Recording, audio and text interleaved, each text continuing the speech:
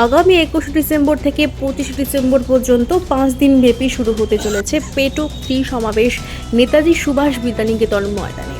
এই পেটুক সমাবেশে উপস্থিত থাকবেন আগরতলা পৌর নিগমের মেয়র দীপক মজুমদার সহ আরও অন্যান্য সম্মানীয় অতিথিরা।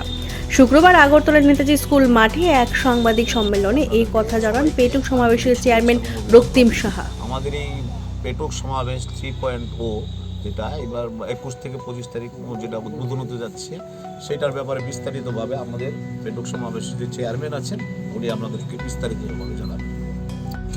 যে পেটুক সমাবেশ 3 আমরা এবার 43টা স্টল নিয়ে করছি। গত বছর আমাদের 32টা ছিল।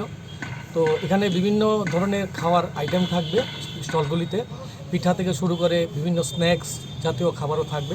তাছাড়া গভর্নমেন্টেরও 3-4টে স্টল থাকবে, যেমন ব্যাম্বু মিশন, স্কিল ডিপার্টমেন্ট এবং ট্যুরিজমেরও স্টল থাকবে।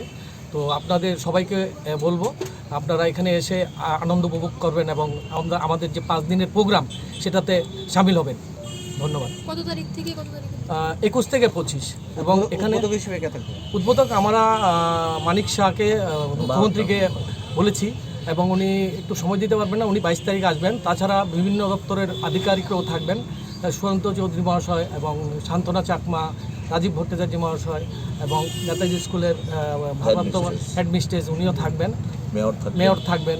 তাছাড়া এবং বিভিন্ন দপ্তরের আধিকারিকদের আমরা আমন্ত্রণ করেছি এখানে আসার জন্য। কি প্রোগ্রাম থাকবে এবছর? এটা 3য় বছর পূর্তি।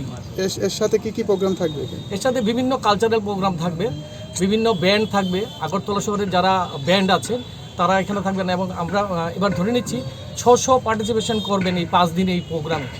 এবং বিভিন্ন একটা মূলক সাংস্কৃতিক প্রোগ্রাম থাকবে যেটাতে সবাই উপভোগ করতে পারবে।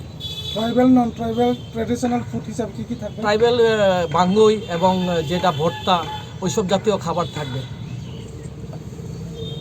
অনেকগুলো স্টল নিয়েছে, তাদের যে নিত্য নতুন খাবার, যেমন জাতি ধর্ম এবং বিভিন্ন রকমের খাবার যেগুলো আমরা সাধারণত বাড়ি করে খেতে পারি না, এই পেটুক সমাবেশের যে আয়োজন, সেই আয়োজনে দর্শকরা সেই খাবারটুকু আশা করি আমরা তুলে দিতে পারবো মানুষের মধ্যে।